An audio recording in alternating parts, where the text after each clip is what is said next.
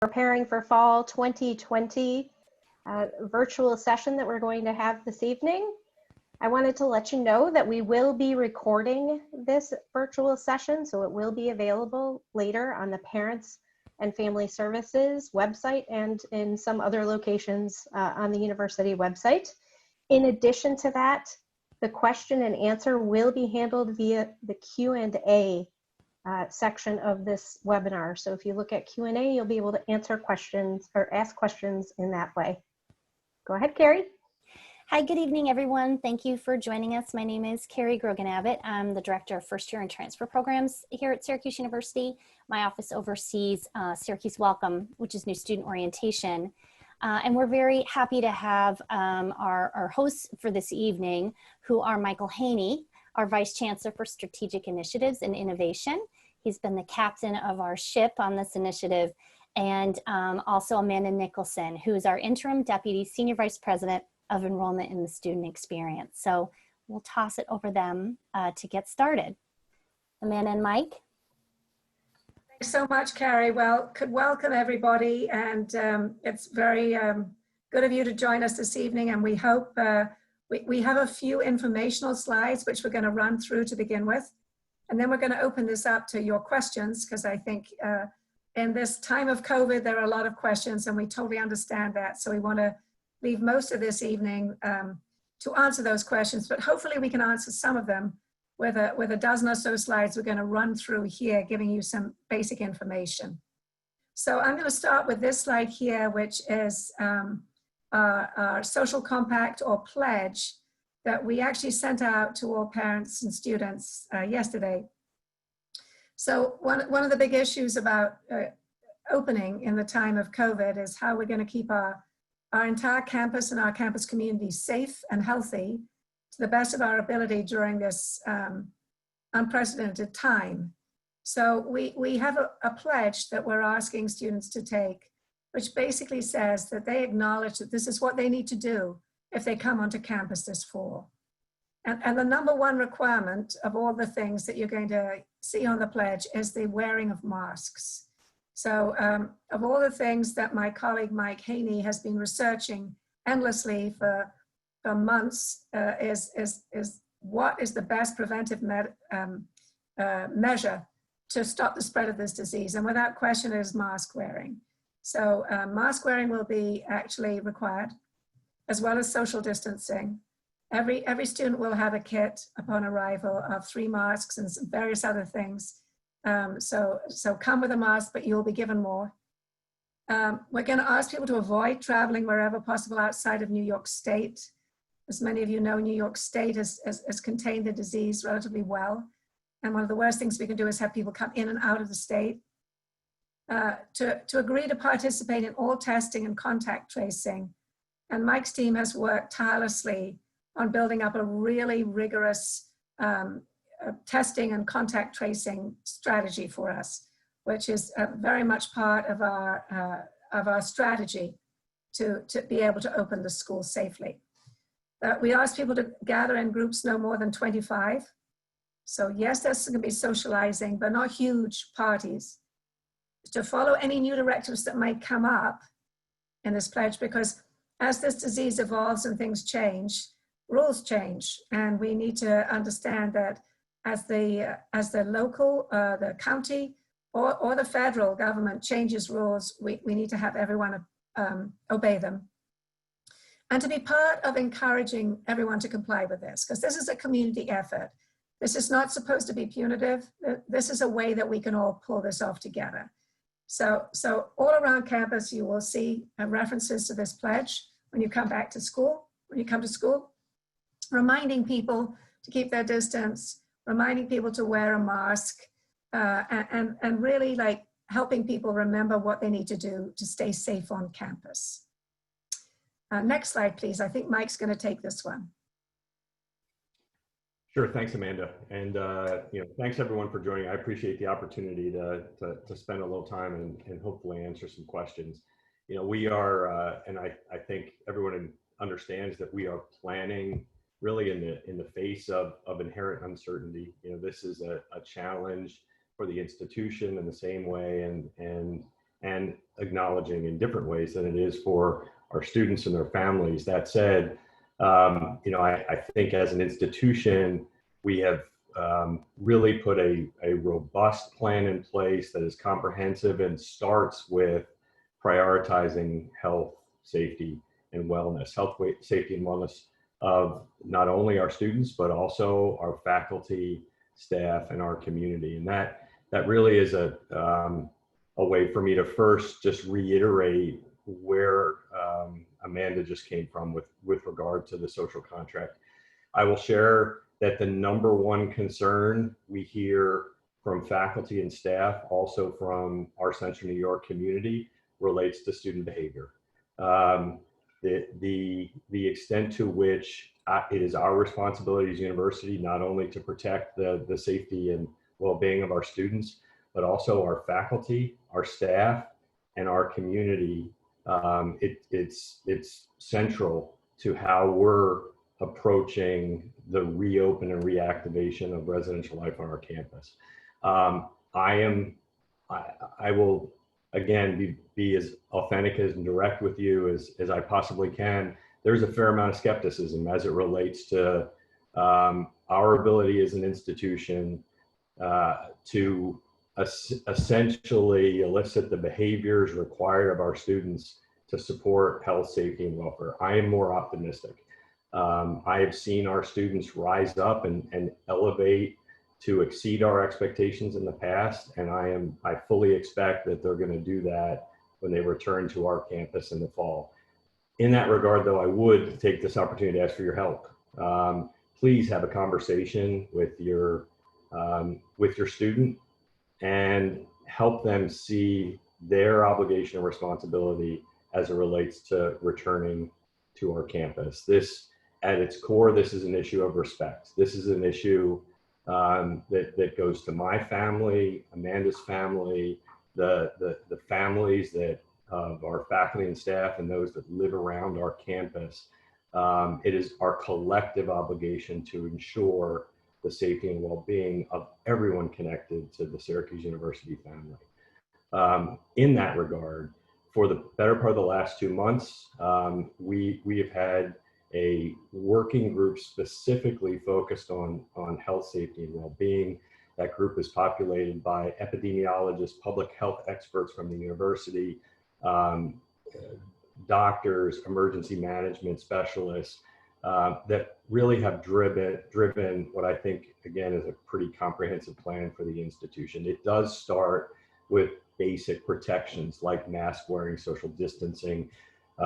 Your students will notice significant changes in the campus when they return. Each and every one of our facilities has been effectively re-engineered, if you will. All public spaces reconfigured, signage throughout the campus, both essentially de-densifying, if you will, those facilities. This extends to classrooms. We are requiring masks at all time by all individuals on campus, faculty and staff and students. As Amanda mentioned, the mask wearing, it really is the number one way that we can mitigate the spread and transmission of the virus on our campus. We are taking the approach that we will, in any given classroom at any given time, not have more than 50% of that classroom stated capacity with regard to students and staff in a given classroom. And even there, that assumes the ability to maintain social distance. We are being very creative with regard to identifying learning spaces across our campus beyond traditional classrooms, creating modular classrooms on the campus, leveraging large gyms, athletic facilities, et cetera, for class meeting purposes, et cetera. Let me talk about testing for a second. The testing protocol that we put in place is robust, to say the least. As has been communicated with you, we are requiring that all students, before they return to campus, in their own community, receive a COVID test. We'll be pushing out a little more guidance on that within the next few days in terms of the time frame for that test. prior to travel. That said, we will then be testing all students, all 17,000 or so students that are returning to campus over the move-in period. This includes off-campus students as well. We've partnered with Upstate Medical University to accomplish our testing. Our testing will happen,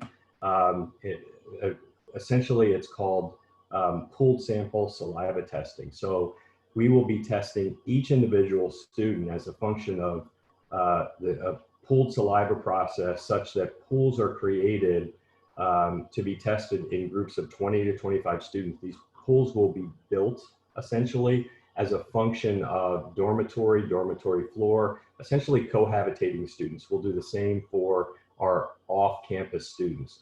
We'll test approximately 2,000 to 2,500 returning students each day. Those test results will be returned to us overnight. In that overnight period, those students will essentially quarantine for that one night, not in the traditional sense of in terms of an own room, but they will stay in their dormitory, stay in their off-campus residence until we get those samples back.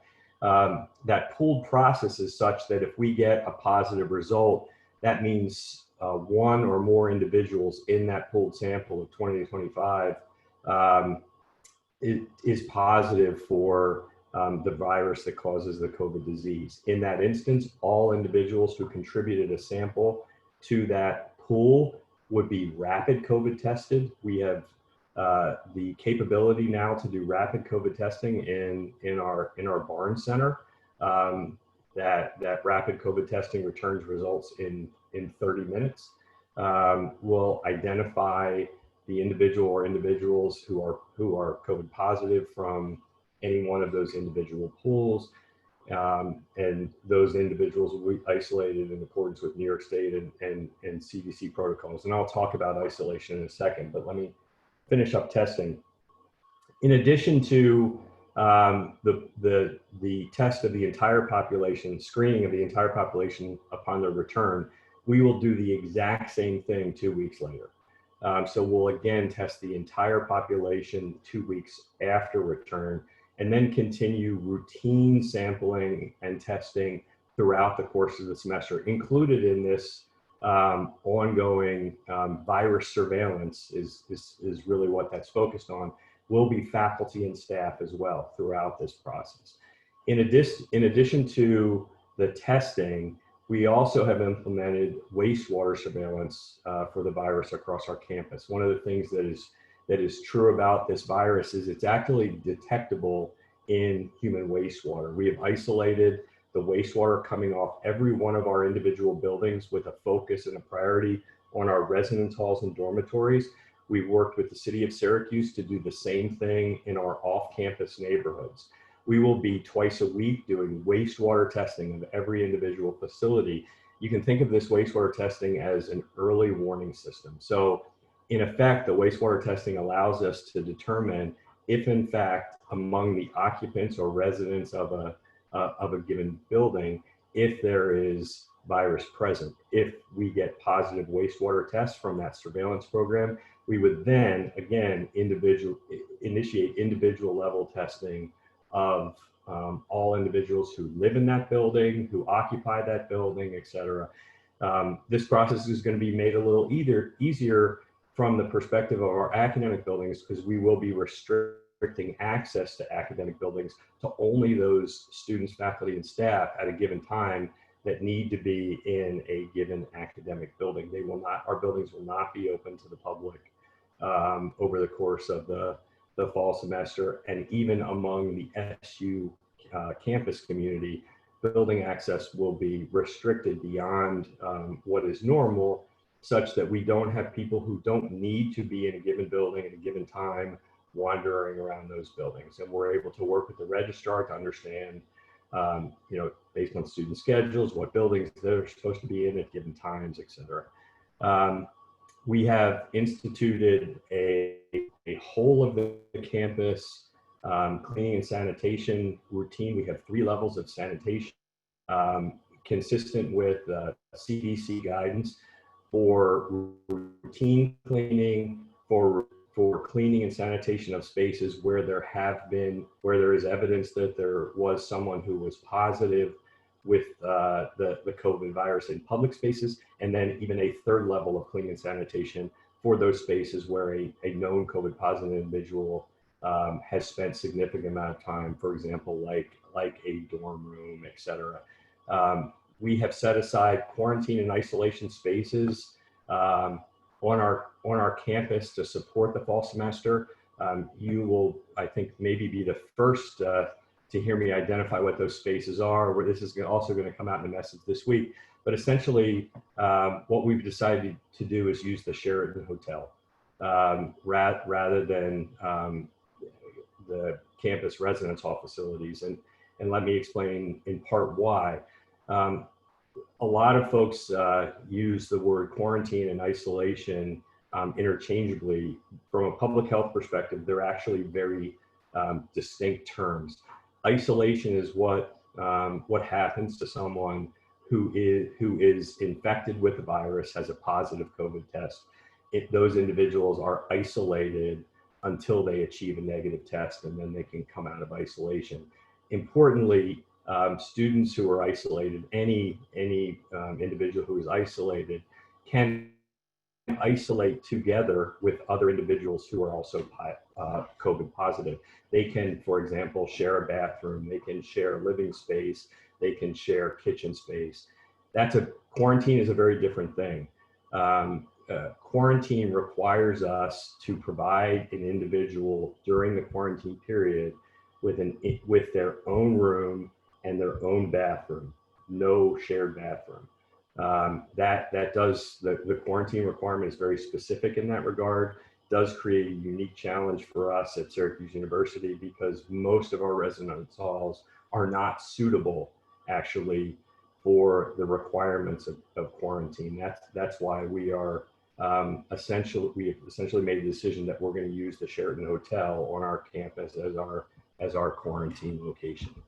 I'll talk, and I know I'm going on and on, I'll talk just very quickly about the clinical capabilities that we put in place at our health center. Back in early May, we recognized that we really need to bring in some outside eyes to look at our Barnes Center and particularly the clinical capabilities in our health center.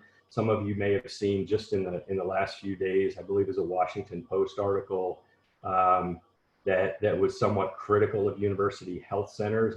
When I saw that article, I smiled to myself a little bit because I think we are out ahead of that criticism. We brought in Ernst & Young in early May to do a top to bottom evaluation of our Barnes Center and particularly the clinical capabilities, acknowledging the likely increase in need for those capabilities come the fall semester and COVID.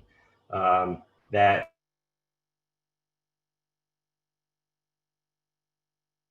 review by EY was very good. Is the recognition additional clinical staff.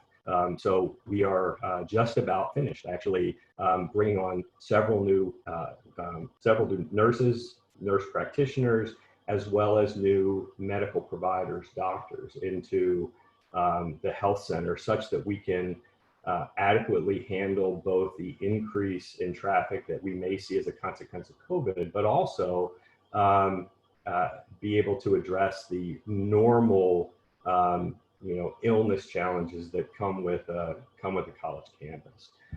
At the end of the day, all of this, our partner in this effort is really the Onondaga County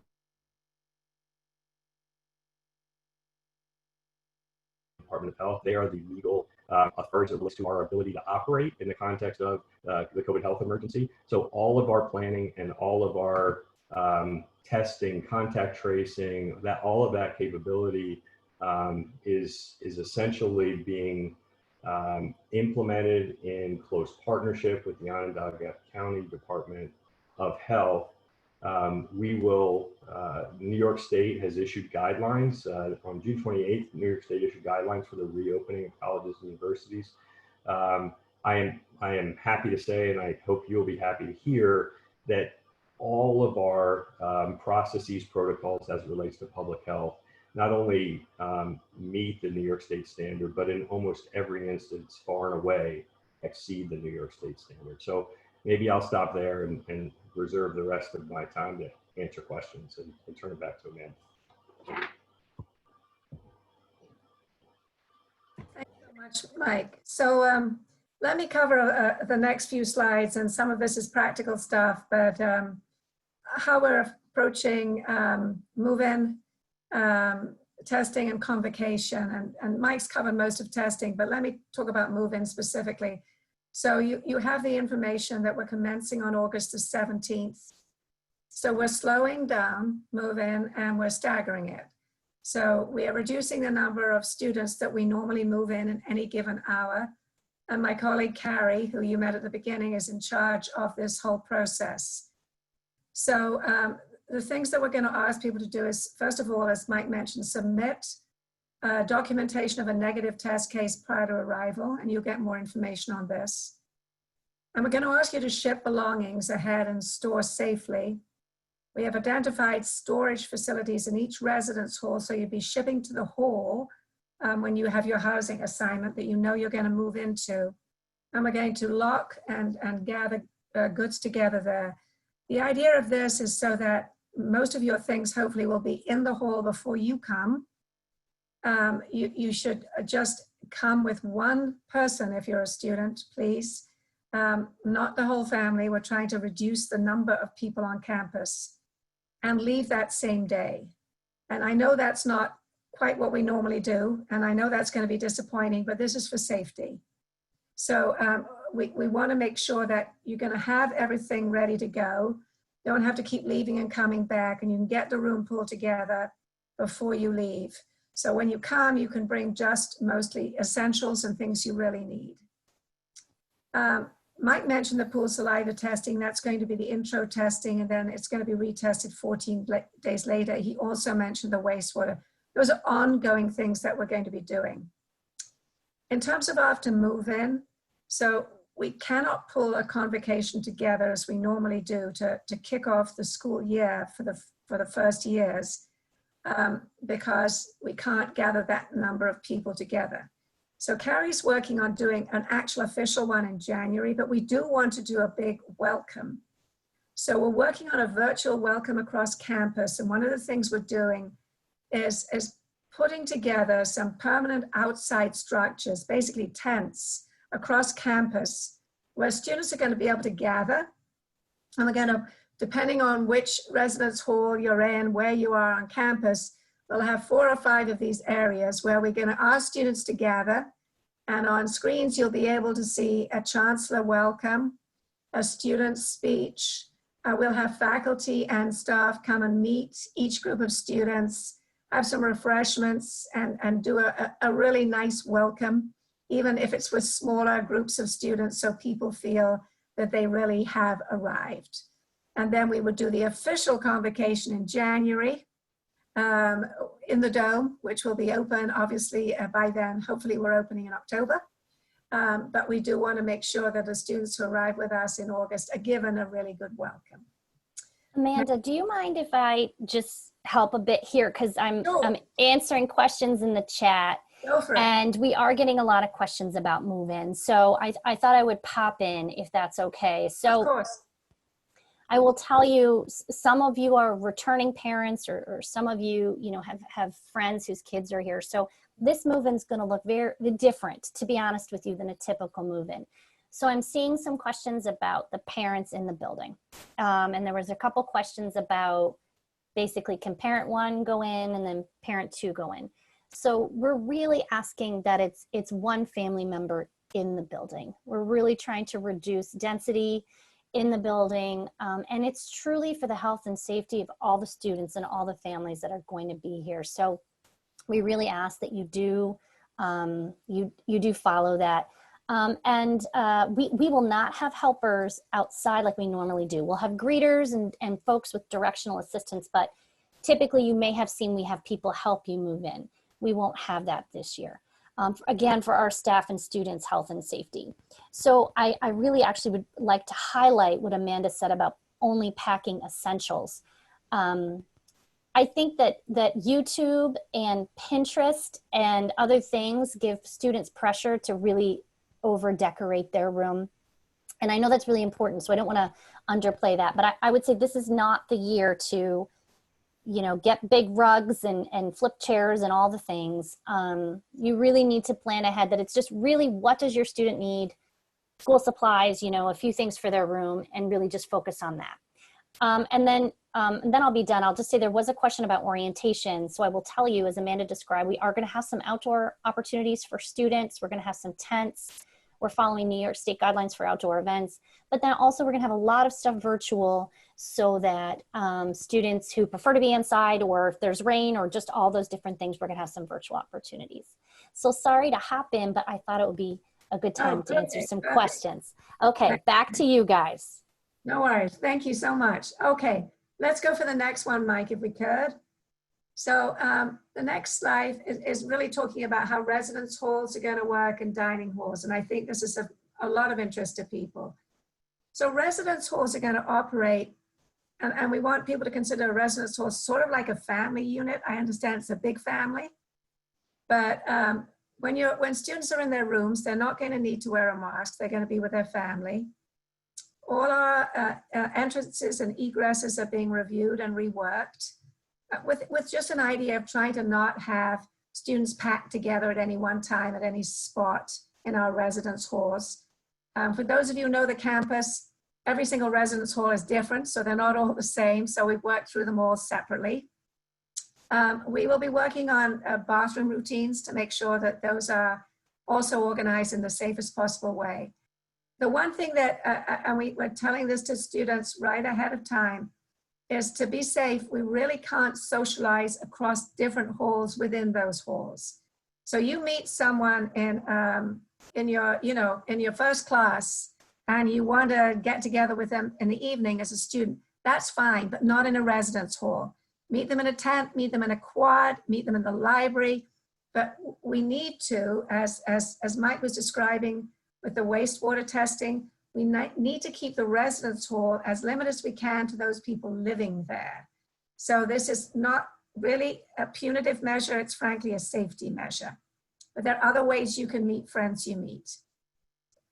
In terms of dining halls, we will have dining halls open, and there will be seating available. But of course, because of social distancing, not as much. And like restaurants that are starting to open up now, masks will be required until you sit down and you actually eat, and tables will be separated. But what we've been working hard on is to increase and really amplify and improve any kind of grab and go food that we can for students. So that you can pick up dinner or lunch easily, and there'll be ready-made things that you can just grab and go before your first class or between classes or whatever, that we're working hard to make really nice. So we'll have grab and go sushi. We'll have things that are not just a sandwich and a bag of chips. We want to do this well so that you can have really nice meals that you can, at least for the first 2 months of the year, we're hoping, be able to sit outside on the Einhorn Walk, sit with a friend on the quad, and enjoy some sunshine and eat out there. So we're trying to make dining not as restricted to dining halls, but opening it up to all across campus. All right, next slide if we could. So I'm going to hand this over to Mike, and he's going to talk a little bit about how we worked on instruction. And I know you probably have questions on this about, how much in person and how much online. So over to Mike. Sure, thanks, Amanda. So with regard to instruction, part of the impetus for us reopening campus is to be able to resume in-person instruction. We took a very, what I would describe as humane approach as it relates to our faculty. We gave our faculty the option without any pressure and really without having to demonstrate or suggest to us anything more than feeling comfortable or not, the option to essentially opt out of teaching in person in the fall. I will say that overwhelming majority of our faculty are coming back to teach in classrooms. I think the number is close to 80% of our faculty across the university have indicated that they will teach in person this fall. That said, we are obligated then as an institution to create an environment for that to happen safely. We've talked a little bit about the HyFlex or hybrid model that we're implementing across many of our courses. This is a model where essentially we're de-densifying the classroom by creating, you can think of it as sort of A and B sections of a given class, such that, you know, on Monday, A section is in the classroom, B section is zoomed in or beamed into that classroom. And then on Wednesday, B is in the classroom, A is zoomed in. We've undertaken a very aggressive remodeling, if you will, of our classrooms from a technology perspective over the summer, to the point where now upwards of 80% of all our classrooms are fully capable of supporting that HyFlex model from a technology perspective. And I want to be clear, it's not simply in most instances the ability to be zoomed in, but be a passive participant in that classroom experience, but an active participant such that you are engaging even through the technology, you know, in that classroom experiences. We have also undertaken what I think is a really monumental task of building an online version of every single in-person course that we're offering during the fall semester. There is a backup, an online offering of each and every course that is on the fall semester schedule. We did this not necessarily as a hedge, if you will, on residential instruction. We did this because we recognize that not all of our students, for a variety of different reasons, are going to be able to be in the residential classroom at any given time. So we wanted to create a bridge for them to continue making academic progress throughout the year. Consider a student who has to be quarantined for a period of time during the semester. We have created essentially a way for them to continue to make that academic progress even while quarantined. I'm looking at the chat, and there is an issue that we're going to have to address on this call. Many of you are parents of students coming from states that the New York State governor has put on a travel advisory list. That's a real challenge for us, and we have a position and some guidance that we're going to push out. But the extent to which students get caught up in that travel quarantine process and potentially cannot be here for the start of the semester, we have an option for you via this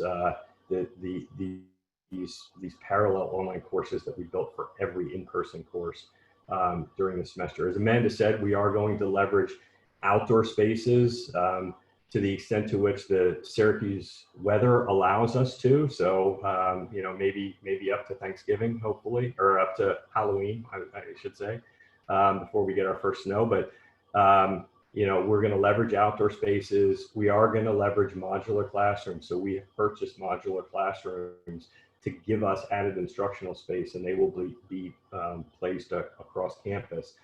You know, the library is going to play a central role in this process. The library, like many of our other public spaces, has been de-densified, but it is such a big space that it really is going to be a space that serves a central purpose, not only for small convenings of students studying, et cetera, but also as the opportunity, and I will, back to the questions as I'm skimming them. You know, there some parents have expressed concerns about schedule and going from South Campus to a residential to an in-person class right to an online class. We're going to have spaces throughout the campus where students can make that transition and participate, quote, in their online class, in that HyFlex class from other locations on campus other than their dorm room. You know, so that's something that we've thought through very purposefully, and there will be spaces for that all over main campus and South Campus. So, you know, the idea of using the whole of our campus as a classroom, if you will, is really what's been driving a lot of our academic planning. So maybe I'll stop there, kick it back to Amanda. Thank you. In terms of recreation, and I'm sure there's questions on this, and I've answered a lot in the last few weeks.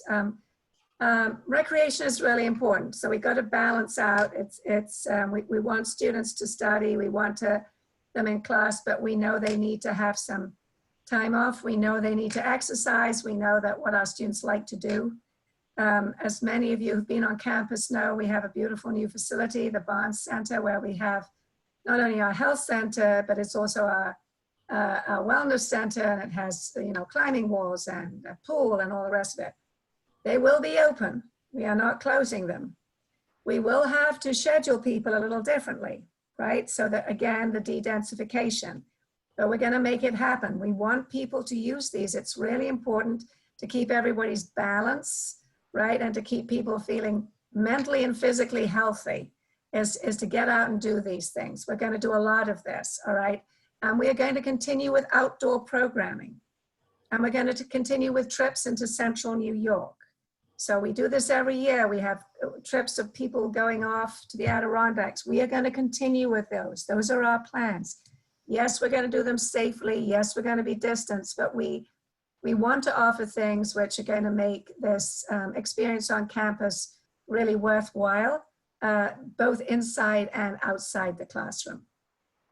Next one, student engagement. We have a lot going on here for people online, for people on campus. We're doing it for both. For people on campus who prefer to do it online, we're doing it both, right? So we're gonna have a lot of programming, particularly Friday, Saturday, Sunday. We're gonna have music, performing arts, movies. I spent a couple of hours with our colleagues in athletics today. So, you know, and they have a lot on their plate too, because for people who know more about sports than I do, you know, we're waiting to see what games can be played and with whom and all the rest of it. But we want to tell you that we're going to be working with athletics for all kinds of sports and getting all our students involved as their audience in various scrimmage games and things we can do to get everybody tied with our athletic teams. And many of them are already back on campus. They need to play, they need to do their thing, and we want students to be part of that. So both online and in person, we're working really hard to have a lot of student engagement activities for everybody this fall.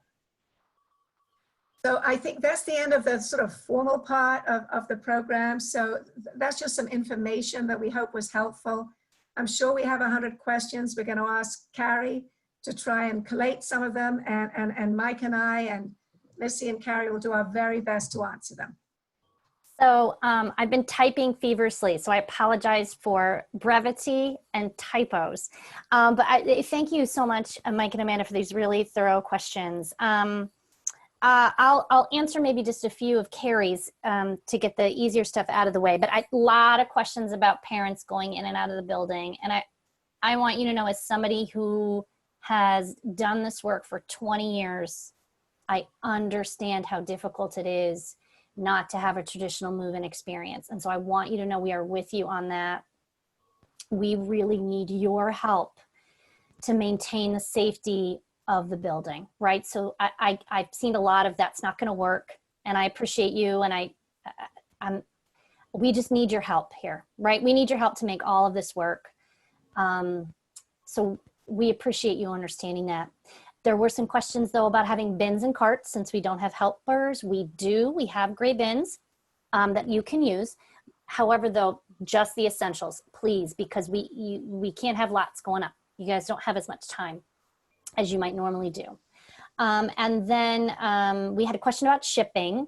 The thing is that we do have folks who run a lot of errands to Target. And Target is my favorite store, but during move-in, I have a love-hate relationship with Target because people go and buy a lot of stuff and come back. So that's really not going to work this time. So it's a focus on essentials, but if there's things like you can't bring your comforter and all that stuff, have it shipped, and then it'll be available for pickup at the main desk of each residence hall. August 10th is the day where you can start to have stuff delivered, and then when you arrive, it'll be there for pickup. As Amanda said, we spent a lot of time identifying spaces in the buildings for storage of the boxes when they arrive and making them secure. So we've been working very hard on that. So I think that's the Carrie stuff. So let's see. Couple questions about, let's start with the room assignments, Amanda. Folks were asking when we're going to get those. So I was wondering if you could quick comment on when those are going out. I know you were looking at that. Yeah, today. yeah, and that's a very fair question, and I apologize on behalf of everybody because they were, as you know, intended to go out today. Mm-hmm. So you can throw your virtual rotten tomatoes at me because I asked them to not go out today. But let me tell you why, right? Let me tell you why. There was a reason. Okay, and we'll Mike and I will explain this, but we have in the last few days. We now have over 20 states that the governor of New York has said, has mandated that students have to quarantine in this state if they're moving from one of those 20 states. We did not want to send out room assignments to everyone, including everyone from those, what we're calling hot states, when we're not totally sure if those people can even make it to us. So we're working on a communication to everybody who are coming in or planning to come in from states which have been designated states that need to be quarantined if you live in them. And we need a communication to come out to you by the end of this week, explaining what needs to be done. We have done a survey of all students who come from those states, and it is over 2,000 students. I'm sorry to tell you that we cannot possibly quarantine 2,000 students on our campus. I wish we could. There's no way we can do it. We don't have the resources. We don't have the right kinds of rooms. Mike described to you what a quarantine requires. Mm-hmm. So this has only come up in the recent few days. Up to this point, we were hoping we could test students and move them into residence halls, wherever they came from, because of the great work Mike and his team has done on getting great testing capacity on campus. However, and I'm going to hand this over to Mike, that's not what we're hearing. And we don't want to give out false hope that this is going to actually happen. We pray they may change, but right now they are requiring the 14 days. And let me add to a little bit to what Amanda said. You know, at first, I think it's important to, I think you recognize this, but I feel almost obligated to say it again. This is not a requirement that is driven by Syracuse University.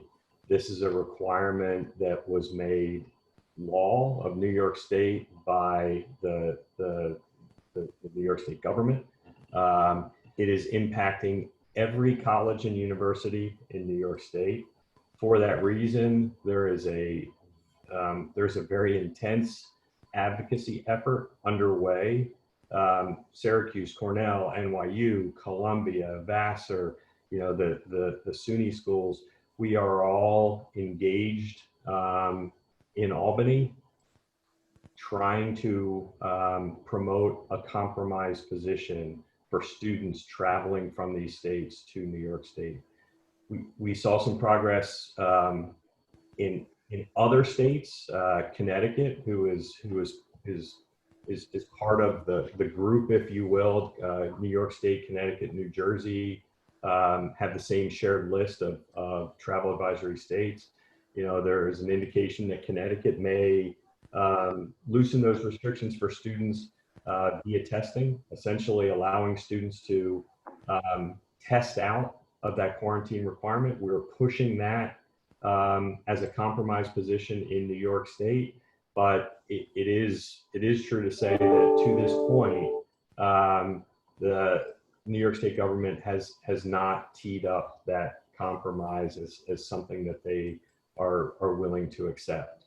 As Amanda mentioned, Even if we wanted to, we do not have the capability. The actual number, you look across between the New York State imposed travel advisories and then the quarantine requirements that are imposed on international students by the federal government.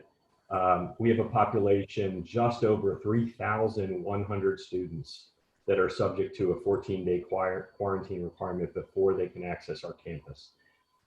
You heard me describe earlier that a quarantine is a very specific thing that requires an individual room with a single bathroom, a non-shared bathroom.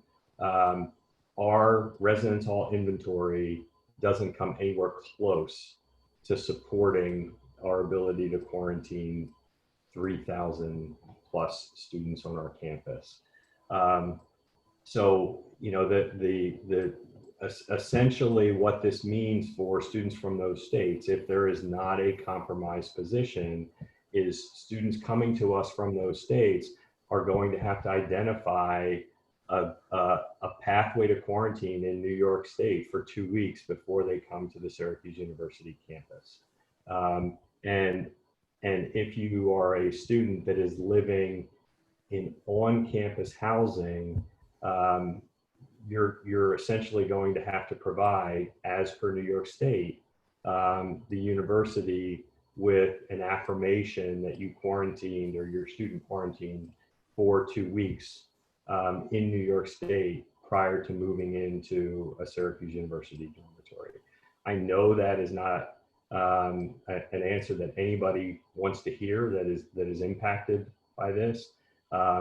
It's not an answer that we're satisfied with either. And that's why we're lobbying in Albany to try to arrive at a compromised position. That compromised position still may come, but I think Amanda and I both feel that we're at a point where, you know, we have to be able to provide the university's current position on how we're going to address this, which is essentially why we're going to push out this communication tomorrow. But what that communication will essentially say is the situation is such where if you are intending on returning to our campus from a state identified by New York State as requiring a 14-day quarantine, that you will not be able to quarantine in a Syracuse University residence hall for those 14 days. It's just impossible for us to be able to accommodate the requirement. Mike, thank you for that. You know what, this is a question I have to ask myself a lot. So I'm wondering if you could just go back and define the difference between isolation and quarantine. Sure. And I when I started all this back in early March, when I was asked to step out in front of this, I had to be reminded of this by our public health folks. Mm-hmm. Isolation is what the consequence for individuals who test positive for the virus that causes the COVID disease. That is a positive test. Those individuals are contagious. Therefore, they are isolated. The requirements for isolation, however, are in an odd way much more lenient than for quarantine. What I mean by that is individuals who test positive, in our case, students who test positive and need to be isolated, can be isolated together. We can put them in. Matter of fact, today the chancellor on a call with our public health team very seriously suggested that maybe we could even turn our lodge up in the Adirondacks on Blue Mountain Lake into isolation housing as well for students that have to be isolated for a period of time, so at least they can be isolated in the great outdoors. Quarantine is a different thing. Quarantine is when you need to be, there is a potential that you were exposed to the virus, but you have not necessarily tested positive for the virus. But as a precaution, you need to be essentially removed from accessing the larger population. Quarantine requires very specifically that we put you in a single room and you have access to your own bathroom. That's the challenge for Syracuse University. That's the challenge for every other institution of higher education in the state, is the quarantine requirement. And you know, I should add to that, and we didn't. I saw it in the chat, but we didn't address it. We are providing isolation and quarantine housing not just for on-campus students, but for off-campus students as well. So if in fact your student lives off campus and for example lives in a house with 4 or 5 other students, and they have to quarantine, or if in fact they have to be isolated because they tested positive, we will provide those students at our expense access to our on-campus quarantine and isolation housing. We would rather them do it right and ensure that they can do it right. You know, if a student lives off campus and they happen to live in their own apartment and live by themselves, they can quarantine and isolate in their own apartment. That's fine. But if they can't, because they have roommates, they have to share a bathroom, we're going to give those off-campus students access to the university's quarantine and isolation housing for the period of time that they need to isolate or be quarantined. So Mike, going off of that, we've had some additional questions about, you know, unfortunately, we've seen a lot of worst case scenarios in the country. So if one of our students is tested positive, is at a higher risk, maybe has asthma, or, you know, it needs to be hospitalized, like how is the university going to help support that student in that case scenario? Yeah, so if the illness calls for care that exceeds the capabilities of the Barnes Center, we have a contingency, and that contingency is Upstate Medical University. We've entered into a partnership with Upstate with regard to returning our students safely to campus. For those of you who have been to our campus before or are alums, know that Upstate Medical University and Upstate Hospital are essentially on our campus. The hospital is right there on the hill.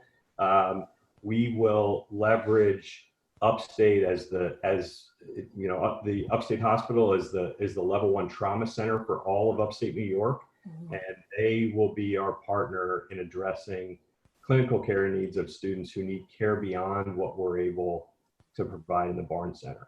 You know, the reality is, you know, close to 80% of individuals who test positive for the COVID disease exhibit either no symptoms or very minor symptoms. And that percentage is even slightly increased in the context of the age group we're talking about relative to our student population. That's a double-edged sword for us, though. Understand that the challenge there for us are really those, what we call asymptomatic positive cases, the individuals who are positive for the virus, but are exhibiting no or minimal symptoms, don't necessarily know they're sick, but they're contagious. That's why we have this robust plan for testing. That's why we have this robust plan for surveillance. That's why we're screening wastewater out of our facilities. We have to hunt down and find those asymptomatic positives so that we can protect the broader population from becoming infected. Upstate is going to help us do that. Thank you, Mike. And then another question about, I guess I'd call it transition back from possible isolation or quarantine. So if one of our students does need to go into isolation or quarantine, what does their entry back to the residence halls look like, or back into their off-campus apartment? Well, so first we should say that if your student has to go into isolation and quarantine, they're going to be assigned a case manager by the university. They're going to be assigned someone to support them from an academic perspective. They're also going to be assigned somebody to address their clinical care needs from the Barnes Center. There will be 24/7 hotline for, as it relates to clinical care. We'll have folks whose job it is to essentially, I don't want to use this term because it makes isolation and quarantine sound like something it's not necessarily intended to be, but it's essentially a concierge-like service, if you will, with regard to food, prescription medications, and those kinds of things, because we want to create an environment that is conducive to the student actually adhering to the quarantine or the isolation requirement. So it will be the university team that will be supporting those students while they're in either isolation or quarantine.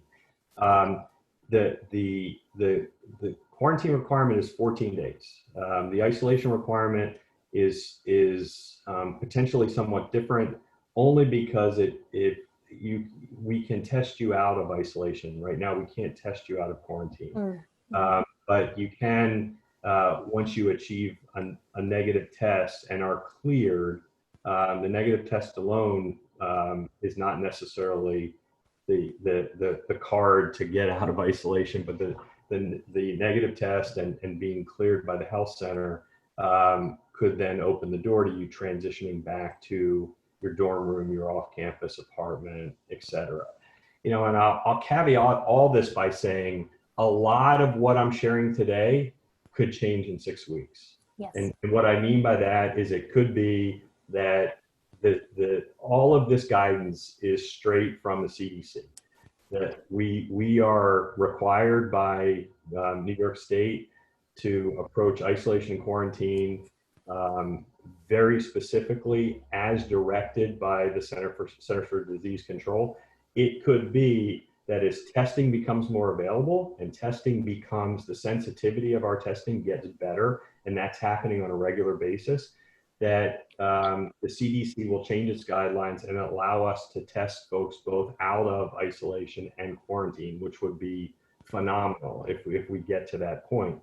Because where we're fortunate is the university, again, I think made a smart decision very early to get into the supply chain and order its own on-campus capability to do rapid COVID testing. We've purchased 5 rapid testing platforms and analyzers from a company called Cepheid, which is Cepheid and Abbott were really the first 2 large-scale FDA-approved testing platforms. So we will be able to essentially rapid test several hundred students over the course of 90 minutes across those 5 platforms. So if we get to a point where the FDA allows us to test students out of quarantine and isolation, we could go from potentially a 14-day quarantine requirement to a quarantine requirement that might not last more than 4 or 5 days. Thank you, Mike. And then I think the last maybe testing type related question is, if, let's say in a residence hall, one of the residents there does test positive, what's the notification tree with that? So it's a great question. I'm going to use it because I'm also looking at questions in the chat, and there's some questions that often get skipped and things like this that I'd love to find ways to answer. Like, for example, there's a question about work study. So let me answer the question about testing and combine it with a question about work study jobs for students. I am hiring students right now. We are building a contact tracing brigade on our campus that will be composed largely of students. The research says that in the context of contact tracing, college-age students are much more likely to be honest and truthful with their peers rather than older adults. So we have made the decision in partnership with Onondaga County that we're going to do our own contact tracing at Syracuse University under the supervision of the county. And we're going to use undergraduate and graduate students as the contact tracing team. We're hiring 50 contact tracers. We're going to train them using the Johns Hopkins contact trainer course, as well as additional curriculum that we're building. And we're going to pay them as work study students to essentially do contact tracing across our campus. This is relevant to this question because the idea of notifications, et cetera, all of that is a function of the contact tracing process. So if an individual tests positive, that will immediately kick off a process of identifying the time frame and the window that individual is likely exposed to the virus, and then a process of retracing, if you will, that individual's steps over that period to include all of the individuals that person has been in close contact with, to determine who, if any, of those individuals needs to be quarantined. That contact tracing process then will drive the notification process. Okay. So individuals who are found to have been in close personal contact with an individual who tests positive will be notified. And then on top of that, we'll also be doing, and this will be accessible to all of you as parents, we are also rolling out, and we'll have this public, a dynamic dashboard for the Syracuse University campus community that will track, essentially track the status of COVID infection, quarantine, et cetera, on our campus in a publicly accessible way. It will aggregate data, so it's de-identified. It doesn't necessarily, it will not identify individuals, et cetera, but you'll be able to see, as well as our entire campus community, the number of positive cases, and it will be very similar to what you see in many counties and states across the United States now. But, you know, back to where Amanda and I started, we're all in this together. We can only, you know, that collective is then only as strong as how transparent we are with regard to the current situation on our campus. And we're going to be very, very transparent. Because, you know, and here's maybe a way to bring this home. If our students want to be back on campus, they have to be part of the, helping us mitigate the spread of virus on our campus. Because if we get to a point where, with our resources, with the resources that we have to support isolation, to support quarantine, the resources that we have to support clinical care needs in our Barnes Center, if those become overwhelmed, everybody's going home. That's what it amounts to. So as a consequence, it's in everybody's interest to abide by the social contract that we started with, to take seriously, you know, limitations on travel, bringing in outside visitors, and essentially holding each other accountable in the context of this. Someone asked the question in the chat, are faculty and staff, you know, subject to the pledge? Yes, they are. We're all in this together. We need to hold each other accountable throughout this process. Mike, thank you. And then I guess this is probably a moment to close, just because we've hit the hour mark, but I did want to invite Amanda, if you had any closing thoughts from the student experience perspective that you might like to add. Well, thank you very much for joining us. I've sent 2 young people to college, and that's enough stress in itself without the added burden of a global pandemic thrown in. So I can only imagine how stressed some of you are. Please know that, you know, we have everything online if you wish to do an online semester. We would love to have you here. We have everything online. We can see you in January. We want to be as flexible as possible. We will do our very best to make the very best of this situation. It is not perfect. As Mike explained, we are subject to both federal and state regulations, which we have to abide by. And even though we believe we may have a better solution, it doesn't really matter. They're making us abide by them, and we will. But we do appreciate the stresses that you're going through. We are trying very hard to answer you and as quickly as we can, but with the right answers and not just give you put-offs. We will have room assignments out by next week, I promise you, once we've got these other messages out so people have a little time to make a good decision about whether they can possibly manage if they're in a hot state to come over and quarantine. And we understand that's not possible for everyone. We really wish it was, but we know that's not possible. So we're trying to be realistic. If you can't make it, we're going to do everything we can to try. We will definitely keep your room, a room for you in the spring. We will try and keep the same room. We will keep you in the learning community. We will do everything we can to maintain all the contacts you've already made. We can't promise it 100%, but we will do our very best. Just know we're doing our best, but we do appreciate how stressful this is for parents and for students. But, you know, as one of my countrymen who's long since passed away said, when you're going through hell, keep going. All right. So this has been a really tough summer, but we're going to keep going. And like the Blitz, we're going to come out the other end. And your young students and you as supporting them as parents are going to help us do this.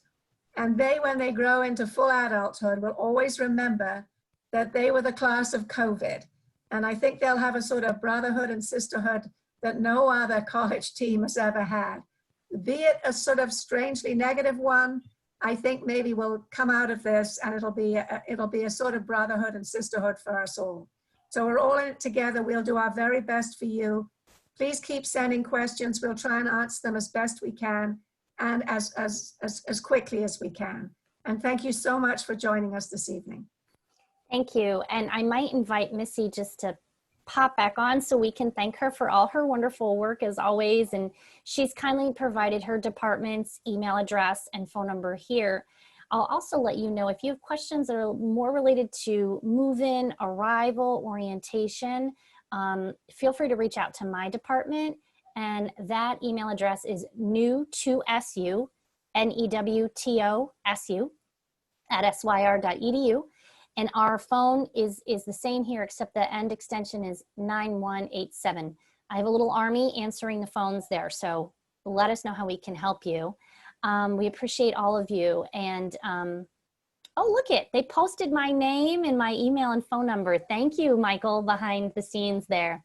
I think we will bid you good night, but thank you all for your time this evening. And this will be recorded and posted. So if you have friends who might like to watch or you'd like to rewatch, we invite you to do that.